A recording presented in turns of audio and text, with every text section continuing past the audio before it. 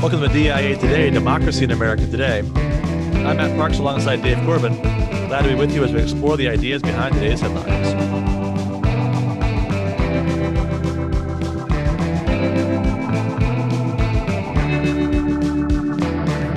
Happy Easter, Dave.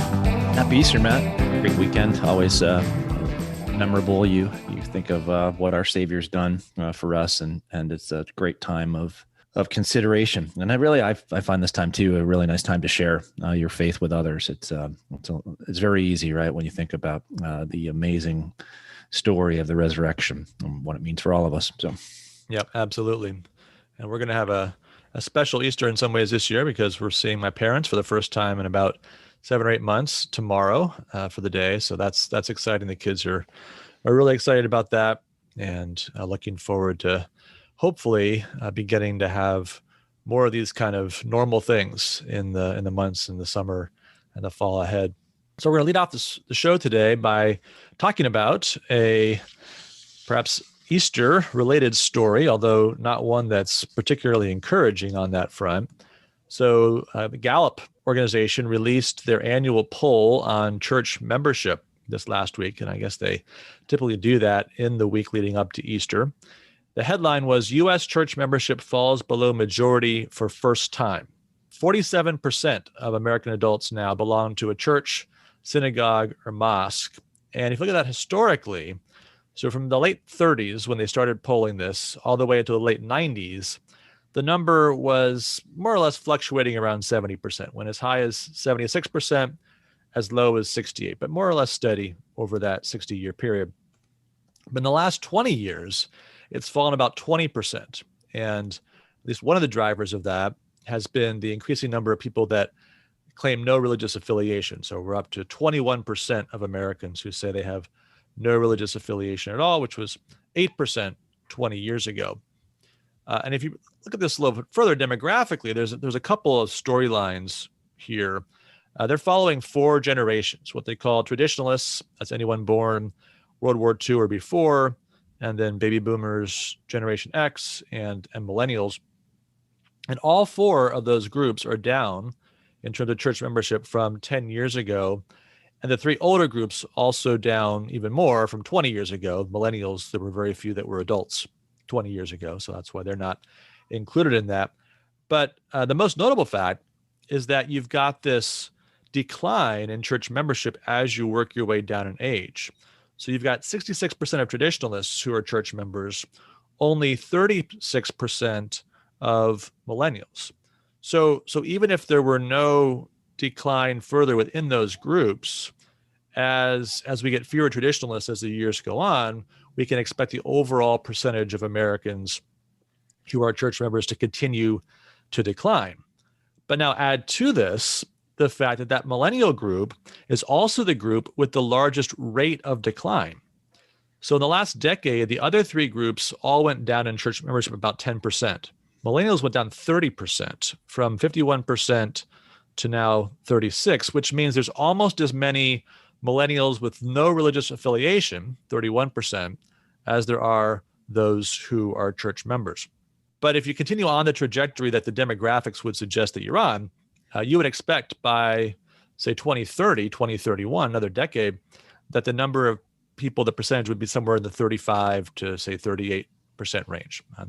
With that continued decline, plus the rise of the millennial generation, Generation Z, over that period of time, less church generations growing and the more church generations declining, that's kind of the direction that we're headed.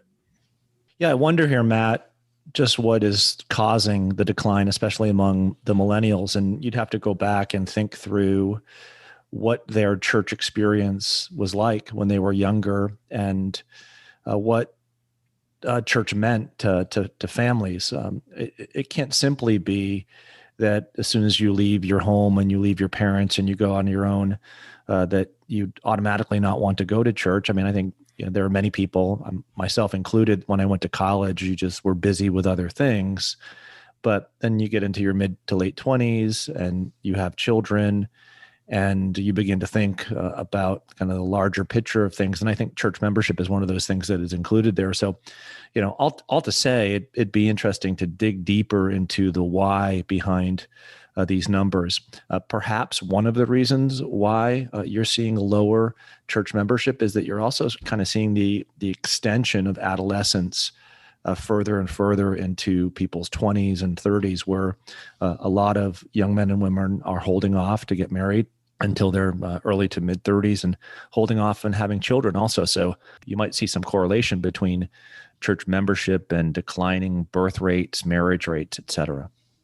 I think that's a great point. I think that's those are parallel stories, at least, that are probably interconnected. I think the fact that you have this significant rise in the number of people that claim no religious affiliation and essentially are saying that they're not believers in broad sense, that's the new thing, right? And then whether that was always there, but people didn't feel comfortable saying that based upon kind of social pressures and norms, or that's a new development over the last generation or so, that seems to be the number that's at least driving a substantial portion of this.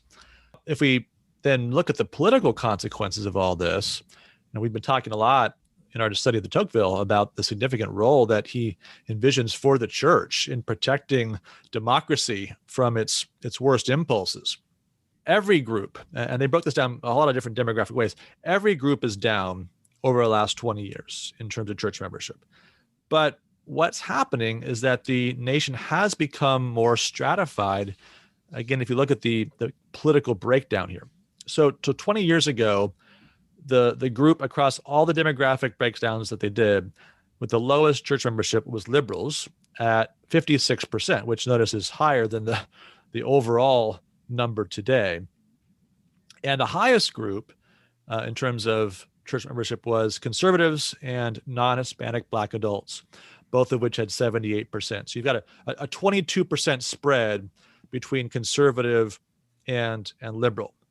Now, interestingly, it's only a 6% spread between Republican and Democrat 20 years ago.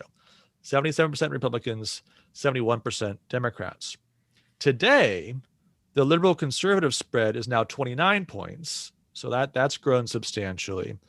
And even more dramatically, the spread between Democrats and Republicans is now 19 points, from 6 to 19. So it's tripled over the course of those 20 years. So you're seeing the parties identify more clearly as either secular or religious. And so some of the lines that were blurry 20 years ago, some of the things that were not really partisan questions, and we're seeing this, of course, in the kinds of issues and debates that we're having, have become partisan questions, in part because of the changes in religious affiliation in the two sides of the political spectrum. Yeah, and it's not to say that Democrats don't have a vision of a just society, but that vision may not include a moral basis that's kind of found in the Bible. It could be a moral basis that's found in a political religion, in a desire for progress, in the belief that we ought to, as human beings, remake the world in a way that is fair or just for others, and that some of these religious categories that have been superimposed upon people in the past produce unfairness or inequality or injustice. So it really is interesting, right? That there's communion involved in both cases, but one type of communion is a communion or commitment to a religious community, where the other would be kind of a communion or commitment to a political party or a political movement. Now, one final thought on this from Kevin Williamson, writing at National Review today, again on Good Friday. This is the end of his piece. He says, quoting from the Gospel according to Mark, Abraham Lincoln said, "A house divided against itself cannot stand. I believe this government cannot endure permanently, half slave and half free. I do not expect the union to be dissolved. I do not expect the house to fall, but I do expect it will cease to be divided. It will become all one thing or all the other." The question that plagued Lincoln was settled in blood at Gettysburg and immediately thereafter. But this house remains divided. And the real divide, the high stakes divide, is not red versus blue. Red versus blue is only a proxy for a larger, comprehensive confrontation that is in its minor aspects political and cultural, and in its major aspect spiritual, which is to say, religious. And though I do not expect exceptionless uniformity of opinion among individuals, I think Lincoln had it about right. This country will become, to some predominating degree, all one thing or all the other. Good Friday points the way toward one possibility. The signposts pointing the way to the other possibility are everywhere around you to be seen. Yeah, I think, well, Kevin's a great observer of things, and I think that's a kind of ominous close to the piece. Certainly, if you're going with the trajectory of things and the movement percentage-wise of church attendance, et cetera, it would seem that we are very much moving in that opposite direction of Good Friday. Let's turn our attention to the required reading and see what you've got for us this week from de Tocqueville, Dave. So I think this connects nicely with where we are in our coverage of Tocqueville. We were at the point last week where we're finishing up a discussion of the way that democracy influences human sentiments. Remember back to the beginning of this discussion, he'll tell us that people in a democratic age tend to love equality more than freedom because equality produces an immediate result. It has a way of kind of grasping the soul and producing, in many ways, material benefits that keep one aligned with equality, more so than freedom. That is a much more difficult thing to work toward and to find success in. But at the end of this part two, and we're going to really work with the end of part two, moving into the beginning of part three, he says that in America in the 19th century, all honest professions are reputed honorable. And he really makes a point of kind of emphasizing, and he'll say, work is an honorable necessity of the human condition, and Americans enjoy working. Americans enjoy being productive. And that produces a great amount of industry. It produces a great amount of honesty. It produces fair dealing. And in the end, it's going to produce not only a desire for gain, but a transformation of all things within society that allows for great gain. And you can look at the economic history of the United States from the 19th century up to the present day, and you can see that all of these tendencies, our love for things and our desire to work for things, are present within our history. The problem, however, near the end of part two is what happens when this very, very productive society that allows people to get ahead and allows people to have the things that they want, what happens when this productive society becomes more immobilized? Now, what happens when commerce isn't something that is self-propelling for every member of society, but what happens when it produces perhaps an aristocracy or an oligarchy? So here at the end of part two, he suggests, and I would supplant the word aristocracy with oligarchy here, how oligarchy could issue from industry. And he says that our industrial endeavors might produce a return to inequality between individuals. Well, why? Well, there could be certain industries that produce great opulence for very few, and a multitude that is kind of lacking the greater things in life. So here, you think, for example, of high tech, right? High tech has produced a great amount of fortunes, for the CEOs and the upper class workers in that industry. But for many of the individuals who are kind of on the feeding end of that industry and are consuming the products of high tech, you're not looking at a multitude that is, say, doing well by high tech, but has kind of been turned into a different type of worker or a different type of person. So I think that this warning that Tocqueville gives us at the end of part two, that yes, America is a successful commercial society, but don't think that commerce in and of itself will not produce some dire consequences, some unintended consequences that you'll have to deal with. Yeah, I think it's a really interesting point at the historical point at which he makes it. So this is published in 1840, and we really don't have the full emergence of industrial capitalism in the United States until after the Civil War. So much so that Abraham Lincoln, during the Civil War, is able to make a rather important point in his various lines of argument against the slave-based culture and economy of the South, that in the North, most people don't work for anybody else or employ anybody else. They're not employers or employees, but rather they work for themselves. They may hire some seasonal help as they're harvesting their crop on their farm or something of that sort. But there's kind of a development that if you start out as somebody who needs to be hired out, you eventually earn enough money to open your own shop or develop your own trade, buy your own farm.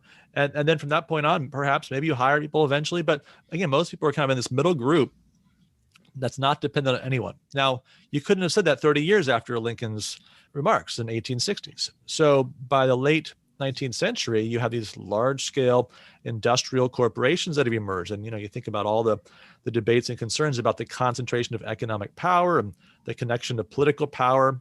What's interesting, kind of building on your point on tech, is that I think today we're seeing not so much the economic dangers of this capitalist structure. I mean, we can talk about those, but there are some social aspects of this, right? The outsized power of the tech corporations, other large corporations, and their entrance into politics, not on the funding side, not because they've got politicians in their pockets. I mean, that may still be an issue, but that's not what I'm talking about. I'm talking about things like this last week when we had this series of corporations coming out and making these strong statements against the new voting law in Georgia.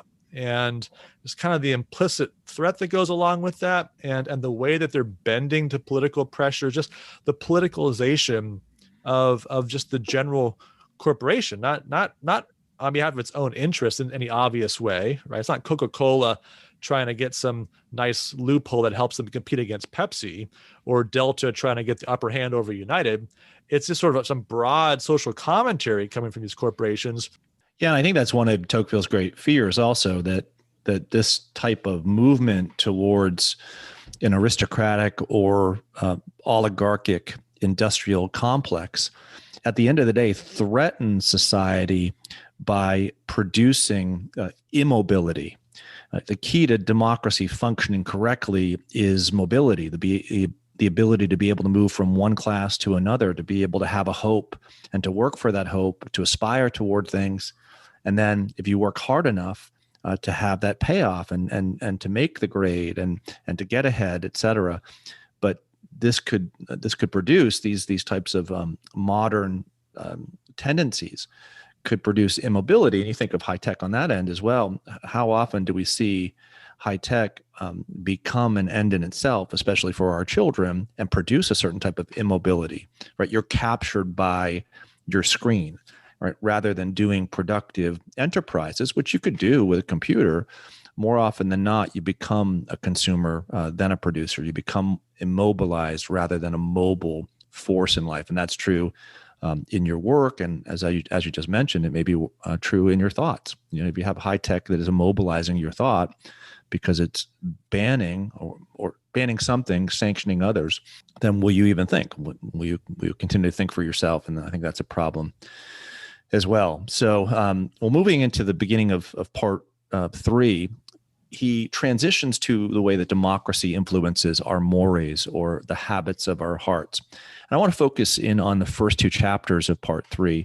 Chapter 1, in which he deals with how mores have become milder in a democratic age.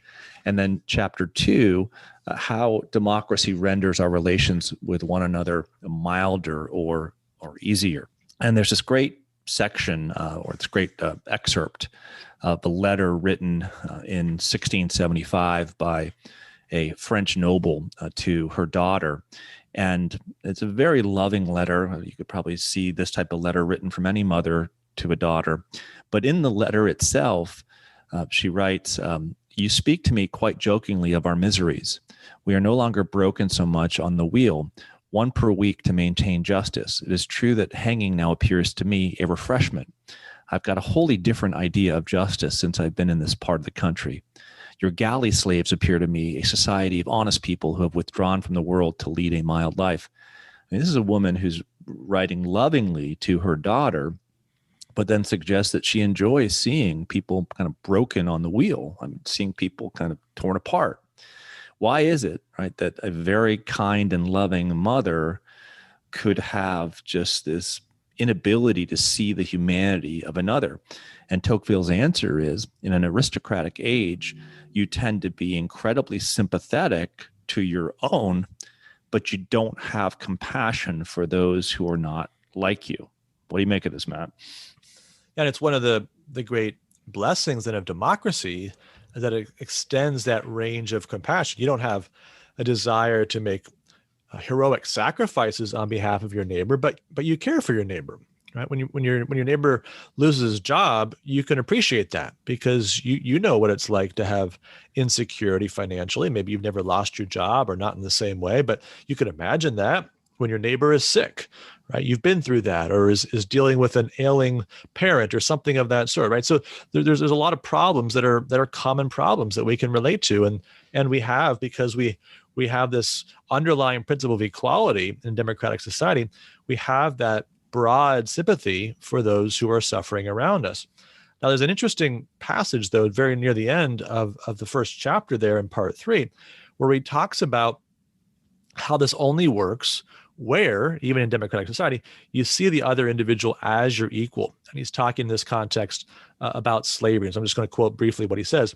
There's just the same man who is full of humanity for those like him, when they are at the same time his equals, becomes insensitive to their sorrows as soon as equality ceases. And again, the context of the passage is his discussion of slavery. And so how is it that you can have this mildness, generally speaking, in the mores of a democratic society, this broad compassion, and yet cruel slaveholding happening right alongside that? It's because all men are created equal isn't actually being realized in that antebellum American society. And to go back to his emphasis on the need for civic associations and political associations and newspapers and things that bring people together. What happens to democratic society when you don't have those opportunities to see the other as yourself, right? We've lived in the last 14, 16 months in many ways separated from each other. And that isolation, right, produces kind of a further tendency to cut away at the compassion that he says is, or he argues, should be central, all right, to a democratic age. Yeah, and I think if you think about the specific application of this, obviously not in the extreme form that we're talking about with 19th century slavery, but what happens when you begin to see your political opponents as enemies of the people, or as deplorables, or as Neanderthals, right? These kind of terms that distinguish you from them and suggest an inequality, and making it unnecessary, really, for you to meet them on their own ground, right? To meet them on ground where you're going to actually engage in a serious political debate over serious questions. You can just dismiss them and their ideas wholly and entirely without any further reflection. What happens there? And do we, as we begin to lose that broad sense of equality across political lines, do we expect to maintain the compassion that comes along with democracy, the sympathy for those that think differently from us on political questions? How could that survive? And of course, we see the way that the online mobs, right, go after with such rage individuals who cross them in one way or the other. Well, we begin to separate from one another. We begin to have an exodus. We only trade with those who are like us. We only speak to those who are like us. And what happens, right, is you go back to Kevin's piece, you produce a divided society in which each sees the other as their enemy, which is highly problematic for a place like the United States that was built right on the opposite ideas and the opposite activities. So anyway, the other thing that he brings up here at the beginning of part 3 in talking about our mores, as he suggests that democracy will make our relations with one another simpler and easier, that we tend not to think of the other as being in a different class. So here, quite different, right, than the direction we're moving in. We tend not to think in aristocratic terms and be haughty towards one another, but we see in another a potential trading partner, or we see in another a potential neighbor, and our ability to communicate with one another because we're on a same plane is increased. So once again, going back to your previous point, if you view yourself better than the other, if you view yourself holier than the other, you're going to tend to want to separate yourself from the other, and you're not going to have those easy, smooth, mild relations with the other. So the hope and prospect for democracy is undone, right, when a democracy becomes fragmented. Yeah, I think about that Seinfeld episode where the issue of abortion was front and center, and Elaine is just shocked to find out that her boyfriend David Puddy is pro-life, and then Jerry kind of challenges her. So is everybody that you meet, are you going to be finding out what they think about abortion? Are you not going to go to the pizza place because the person who owns the pizza place is pro-life? Or how far are you going to go? And there's a direction we're going. That was 25 years ago, right? But I think it's very prophetic in the direction we've gone in the years since, to think about how we want to make sure that the people that we're connected to think all the right ways and have all the right views on the hot button questions of the day. Yeah, that's part of the tragedy, once again, of the last 14 to 16 months, because I think that tendency has just been exacerbated as we kind of are alone by ourselves or with our small little groups. We've had more time to kind of just consolidate. We're just going to be with my type of person, and it shows itself right on mask, anti-mask, church, no church, and it just goes on and on, I think, problematically. Probably, to the great enjoyment of those who enjoy that type of divisiveness and who want to be separate or have a pride in their separateness from the other. Yeah, an ugly blood sport that we're too eager to participate in. So anyway, the adjacent reading for today, Matt, is Montesquieu's The Spirit of the Laws, where he talks about the influence that commerce can have, the positive influence that commerce can have in kind of fighting against what we're talking about here. Montesquieu writes, "Commerce is a cure for the most destructive prejudices. For it is almost a general rule that wherever we find agreeable manners, there commerce flourishes, and that wherever there is commerce, there we meet with agreeable manners." So we have the commerce now, Matt, but do we have the agreeable manners? So what is it about commerce that produces agreeable manners? Peace, Montesquieu writes, is the natural effect of trade. Two nations who traffic with each other become reciprocally dependent.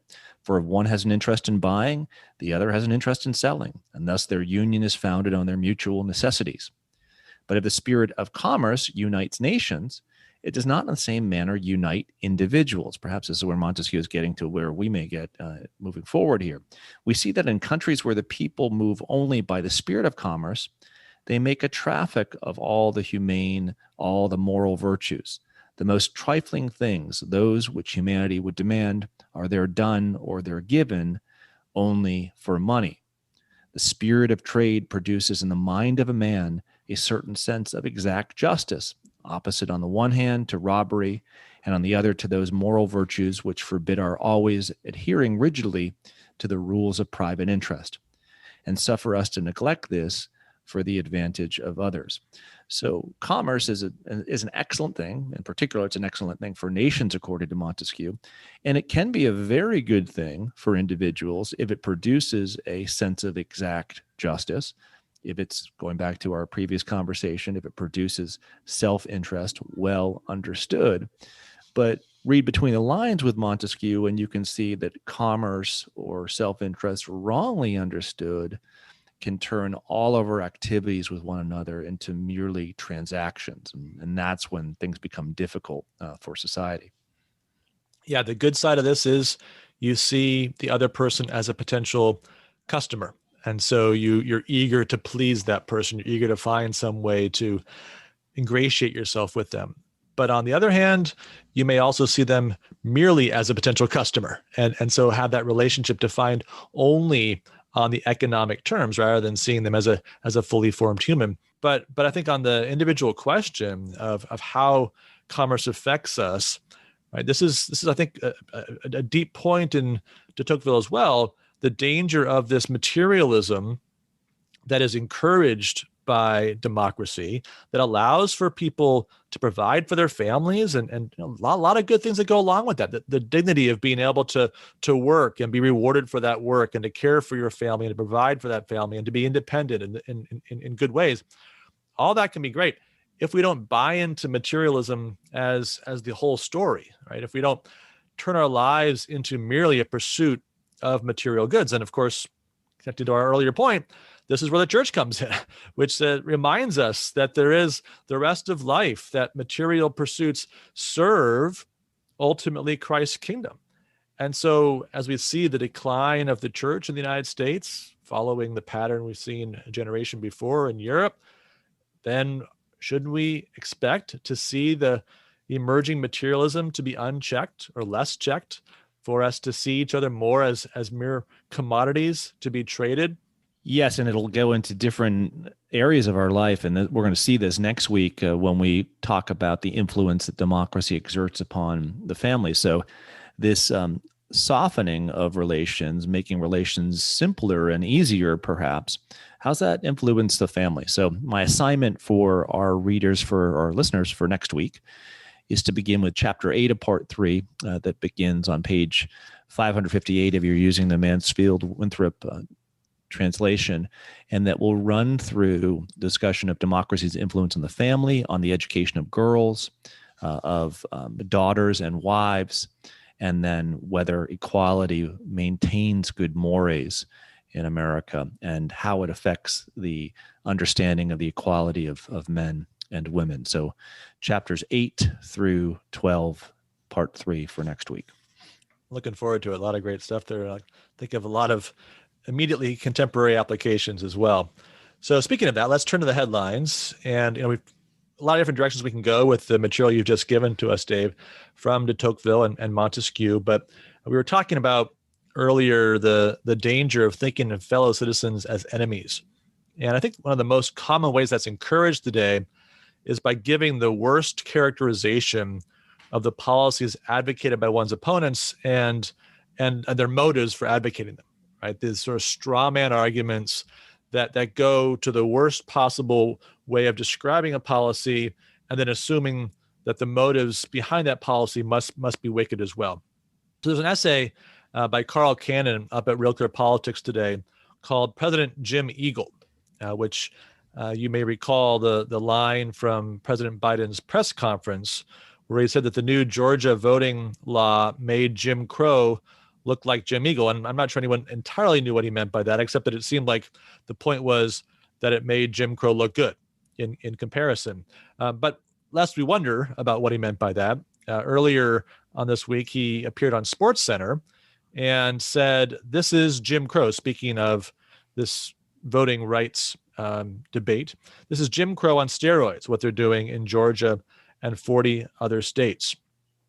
So interesting, 40 other states. Now, there's different bills that have been filed in, by some counts, 43 states concerning voting, and so maybe that's what he has in mind. But if they're doing this in 40 states, that includes some of those states that voted for Joe Biden, right? So we're trying to understand just how seriously we should take the claim, right? He's invoking one of the ugliest parts of American history, and he's applying that label to actions that are taking place in 41 of our 50 states.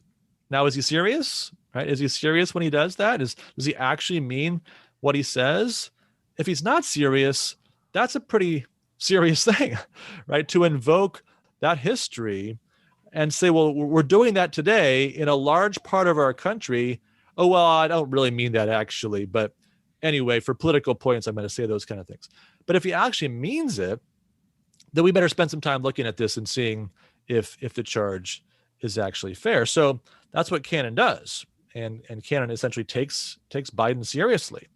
And he looks at the most significant part of this comparison by looking at the actual history of Jim Crow. And it's a very painful story to reread every time you come in contact with these facts and these stories and this historical series of events. It's heartrending to read about this. So he talks about the 4,000 lynchings documented by the Equal Justice Initiative between 1877 and 1950, the murder of Emmett Till in 1955, the bombings of black churches in Birmingham and Montgomery in 1957, the violent efforts to prevent desegregation in Southern schools in the early 60s, late 50s, and the murder of 3 voting rights activists in 1964. And obviously, you could multiply examples beyond that, and you could elaborate the story further, but he goes through this, again, in some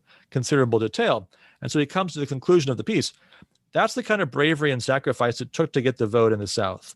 And it explains why African Americans and civil rights leaders are so vehemently opposed to any efforts that they perceive as impediments to voting. What it doesn't explain is why the 21st century Democratic Party and its titular leader would casually compare systemic racial terrorism that lasted generations to legislation requiring all Americans to show identification at polling places. This is more than cheap political demagoguery. It's obscene. When Donald Trump likens his being impeached to a lynching, living relatives of Willie Edwards and Emmett Till called this comparison ignorant and insensitive and offensive. They were right, but now Biden is invoking racist history and doing it to score partisan political points. Millions of Americans who voted for him hoped they were done having to listen to such blasphemy from the White House. It took 65 days and 1 news conference to disappoint them. Well, I think he has a point. I think that when we're considering matters of justice, and what's important is perspective, what's important is context, and what is also, I think, important is right measure. And any great leader ought to be encouraging a right measure. And if you're suggesting that one thing is the same as another, and the one thing that you're comparing it to is horrible, it's terrorism, it's an awful thing, and suggesting that the new thing is like that, then you're encouraging your supporters to really have a wrong view of the matter. And that in turn leads to what? More animosity, more hatred toward those individuals who have brought forth this legislation. So justice requires measure. But if you're feeding off of a lack of measure because you want to rally your base, then you're not producing something that's going to unify the country, but it's going to put it further apart. Yeah, I mean, it will justify the most extreme measures in response to this. Right? This is all connected, it seems, to an effort to pass a national voting law. We talked about the For the People Act several shows ago, and some of the things that would entail. And if you can show that the states are so grossly irresponsible that they're basically bringing back Jim Crow in 41 states of the union, well, then of course we ought to have a national law that prevents that, right? Every decent person should rally to that cause in order to pass this law, in order to prevent a return to this horrific history of the past, if that's what's actually happening. Now let's look at some of the particular provisions that he singles out in a statement that he issued from the White House. So presumably the most considered statement, this is written out, this is a press release, right? Rather than just an off-the-cuff remark, SportsCenter or press conference, right? You can always misspeak in those contexts when you're speaking without preparation, but this is a prepared statement. And so it's a couple paragraphs where he responds in particular to the passage of that Georgia law. And the first paragraph, he talks about the role that Georgia played in the 2020 election, the initial presidential election and the Senate runoff, and obviously how important getting the vote right was in both those contexts. And he continues that instead of celebrating the rights of all Georgians to vote or winning campaigns on the merits of their ideas, Republicans in the state instead rushed through an un-American law to deny people the right to vote. This law, like so many others being pursued by Republicans in state houses across the country, is a blatant attack on the Constitution and good conscience. Among the outrageous parts of this new state law, it ends voting hours early, so working people can't cast their vote after their shift is over. It adds rigid restrictions on casting absentee ballots that will effectively deny the right to vote to countless voters, and it makes it a crime to provide water to voters while they wait in line. Lines Republican officials themselves have created by reducing the number of polling sites across the state disproportionately in Black neighborhoods. This is Jim Crow in the 21st century. It must end. Okay, so as he lays out the claim that this is outrageous, and this is Jim Crow in the 21st century, he cites 3 different provisions of the law, at least as he presents them. The first one, how it ends voting hours early. Well, this particular claim in this particular context earned 4 Pinocchios, which is the worst rating from the Washington Post fact checker, because it's simply false. The law makes no change in the voting hours on election day, and it actually requires that early voting polling places be open at least from 9 to 5. whereas in the past, sometimes they would only be open for part of a day, depending upon the working hours of the individuals at that particular polling station. Okay, second thing he talks about is rigid restrictions on casting absentee ballots. Well, let's start with the fact that it actually allows at-will absentee vote. So unlike 14 states, which require you to give some just cause for getting an absentee ballot, in Georgia, under this law, as before, any voter who's qualified to vote can get an absentee ballot. Okay, so that doesn't change. There are three changes that the New York Times cites in an article where they take issue with this law as being problematic from the standpoint of absentee ballots. So let's talk about those. So one is it reduces the period you can apply for absentee ballots from 180 days down to 78. Now, that may or may not be something that you think is a good idea, but 78 days takes you back from November 3rd to August 17th, which happens to be the first day of the Democratic National Convention during the last election cycle. In other words, the formal beginning of the general election campaign. Okay, the second thing that the New York Times mentions, and that was mentioned in the Cannon piece as the maybe primary concern, was requiring an ID on to vote by an absentee ballot. Now, 11 states currently require an ID, including North Carolina, Pennsylvania, and Wisconsin. So it's the minority. Most states only require an ID if you're going to be a first-time voter voting absentee. But 11 states now, plus Georgia, the 12th, require it if you're going to vote anytime by absentee ballot. You have to have some copy. Now, they do have a provision. If you don't have a government-issued ID, then there's other forms of identification that you can use, but some sort of identification is required in order to cast your absentee ballot. The last provision the New York Times highlights is the fact that the Georgia law forbids officials from sending absentee ballot applications to every voter, regardless of whether they've asked for one. Now, this is following the procedure in 38 states. Okay, so there's actually only about a dozen states that send those applications out to every voter, regardless of whether you ask for it. So what does it all amount to? Well, look, you can have different views on whether these are restrictions that are too strict or this is too loose, this is about right. Have a reasonable debate about all that. But there's nothing in here that's not mainstream. We've got groups of states that do it one way, groups of states that do it another way. There are red and blue differences, but there's purple states that are doing it one way, and there's blue states and red. So none of this breaks down in a purely partisan way. None of this is such that you can say, well, just sort of obviously there's something uniquely bad about what Georgia is doing, or uniquely contrary to recent and historical precedent. And so there's really a reason to rise up and challenge this particular law. So that's on the absentee ballot side. Now, the third outrage that Biden talks about is this alleged ban on people providing water to individuals who are waiting in line to vote. And as Dan McLaughlin at National Review notes, that's just plainly false. If you actually read the law, what it does, it's about electioneering, right? It's to prevent somebody from coming up with branded vote Biden water bottles or vote Trump water bottles, MAGA water bottles, handing them out, getting around anti-electioneering laws. You know, you're not supposed to be electioneering as we're walking to the polls. You're supposed to be sort of a place where you're allowed to collect your thoughts and you know who you're going to vote for, you're making your last minute decision, whatever, but you're not being bombarded with propaganda by various campaigns at that point. So they're allowed to set out water stations. They're allowed to provide things in a way that anyone can go up to and get it, but no one's handing it out. There's no connection with any cause or campaign. That's the point of it. And again, maybe you think that's overly restrictive. Maybe you think it's unnecessary. But other states have these laws. McLaughlin points out Minnesota, Montana, Delaware, New York all have similar provisions. Certainly not Jim Crow orientation in the law to be cautious about whether you're going to have electioneering around the polling place, right? So look, again, it's perfectly reasonable to have objections to various provisions of these laws.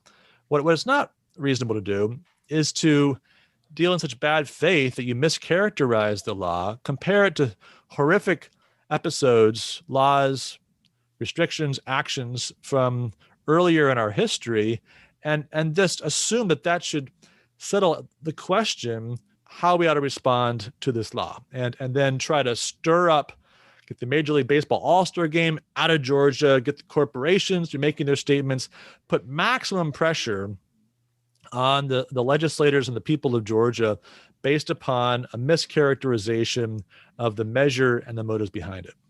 Yeah, and I think here on election law, there's a great opportunity to come up with a reasonable solution. And I think I would be in favor of a national law that kind of set some standards. And I would think that there'd be reasonable people in the House and the Senate who could come together on a bill that would get more than 50% of the support of both the houses of Congress.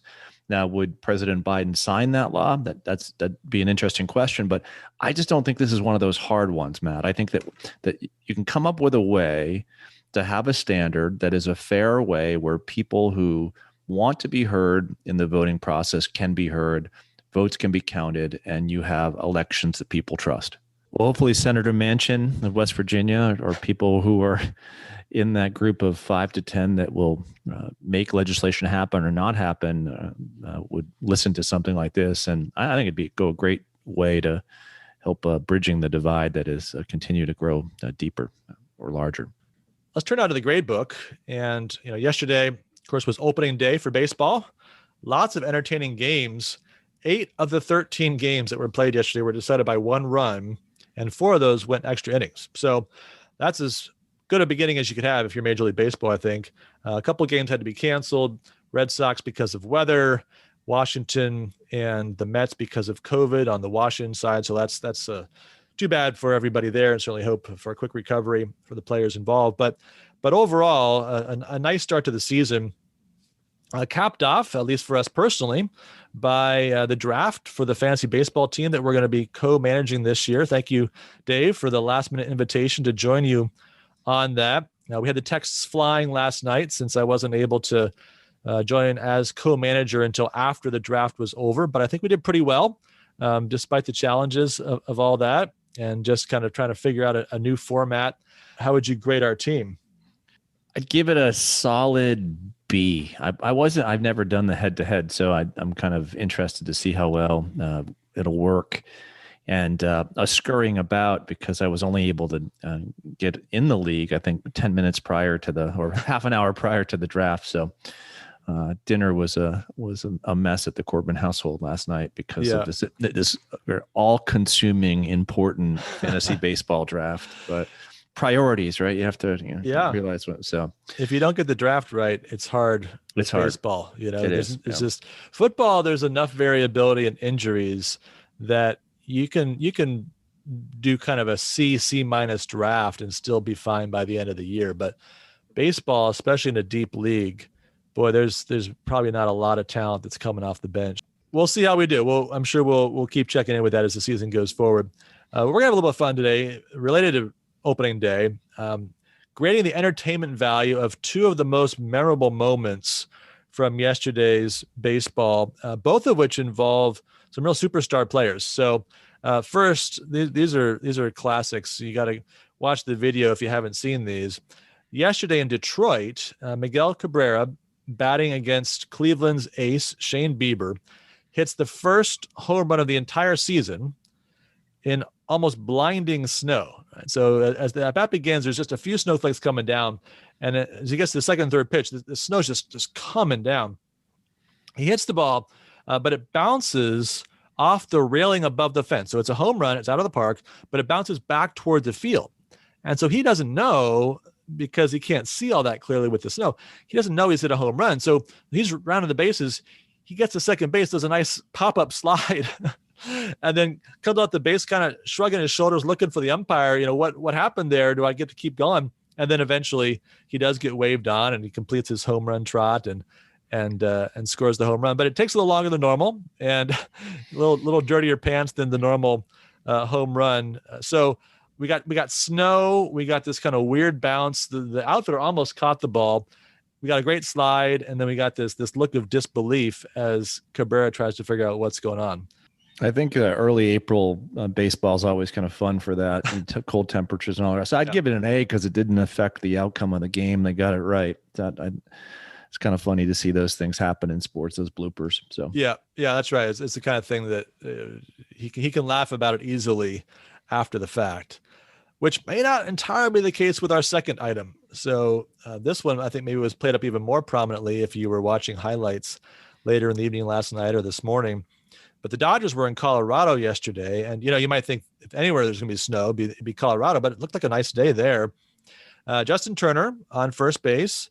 The last time we saw him was on the field celebrating the World Series championship with having just tested positive for COVID. All the controversies surrounding that. So he's on first base. Clay Bellinger, the great Dodgers slugger, is up, and he hits the same sort of ball, except it was to left field instead of right field.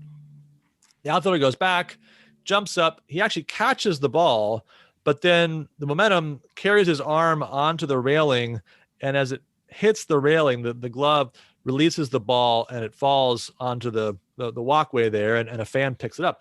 But he picks it up in this kind of nonchalant way. I don't know if he's thinking about this, but he just kind of pockets it basically in his glove, and you wouldn't even know he has it. So he's not jumping up and down like you would normally do in that situation. So Turner makes it to second base. He's rounding second, and he looks up, and he thinks the outfielder's caught the ball. So now he's got to hightail it back to first base. So he starts charging back to first base. Meanwhile, Bellinger saw that it went out. He knows it's a home run. So he's in his trot. He's between first and second. And so Turner zooms right on by him all the way back to first base.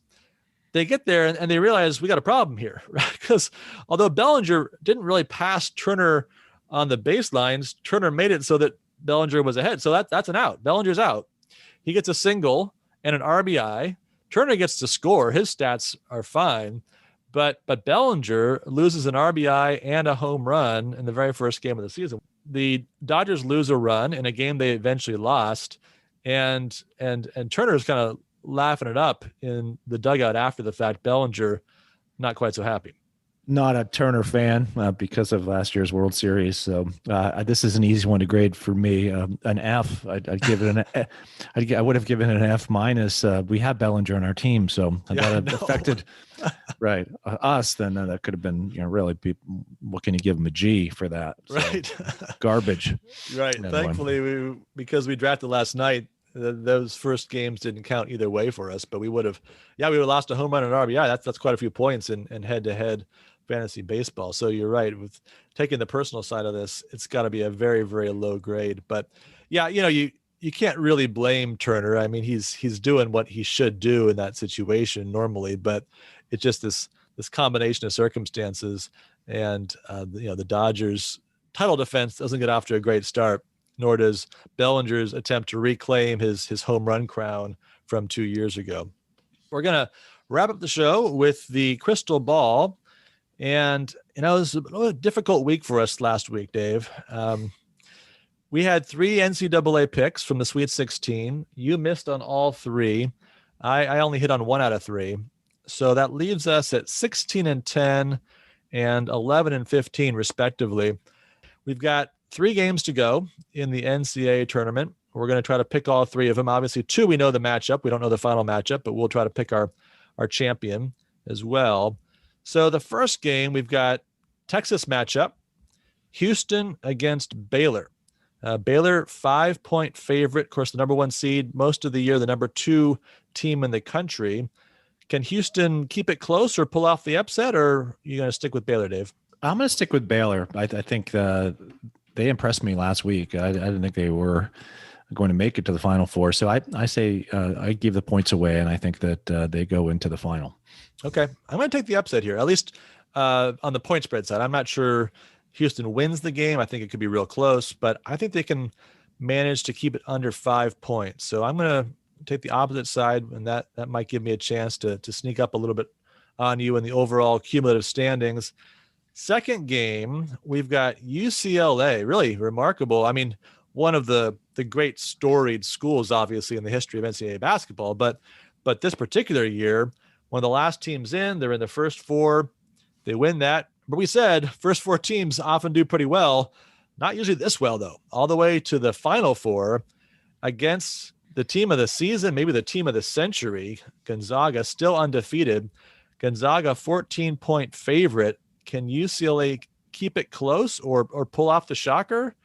I don't think they do. I mean, the last team that did this was Virginia Commonwealth 10 years ago, and they went to the Final Four, and the Final Four was actually quite weak that year. It was made up of a lot of kind of lower seeds than usual, but I think Gonzaga is just a machine. So I take Gonzaga and give the points away, and we get to a final. I think everyone's been waiting for Gonzaga versus Baylor. I agree with you on Gonzaga. I just think they've only had one game this entire season they haven't won by at least 10 points. So 14 isn't really that big of a margin. That's just sort of a normal matchup for them. And you just kind of think that UCLA's run, it's going to end, right? There's a reason you're an 11 seed. There's a reason you're a middle of the pack, Pac-12 team. That doesn't change in 3 weeks in March and April. So I think this is where the Cinderella story comes to an end. I wouldn't be surprised if Gonzaga wins this thing by 20 points going away. Now that brings us to our final. We're just going to pick the team here. Obviously no point spread on that game since we don't know what the matchup will actually be. But just to pick the champion, which of the two, Dave, do you think gets it done? I think Gonzaga goes undefeated. I think they just finish off this great season and become kind of one of the remarkable stories of our year sports-wise. I agree with you. First undefeated team in 45 years, if they can pull this off. So I think a lot of people will be rooting for them. My daughter, who just entered the rooms, is not one of them, though. She wants Baylor to win. She wants to go to Baylor now. So I do. Okay, there we go. So, all right. Well, sure. There's a lot of Texans, I'm sure, nearby that are loyal to Baylor, rooting for Baylor. Don't begrudge them that, or Houston for that matter. That's right. But I think there's a lot of support for Gonzaga, and I think they're going to pull this off. All right, well, that's going to wrap up the show for this week. Thanks, as always, for listening. Please remember to subscribe and review the show on your favorite podcast platform. Don't forget you can find us on Instagram at Democracy in America Today, and contact us by email, democracyinamericatoday@gmail.com. Have a great Easter. We look forward to seeing you next week.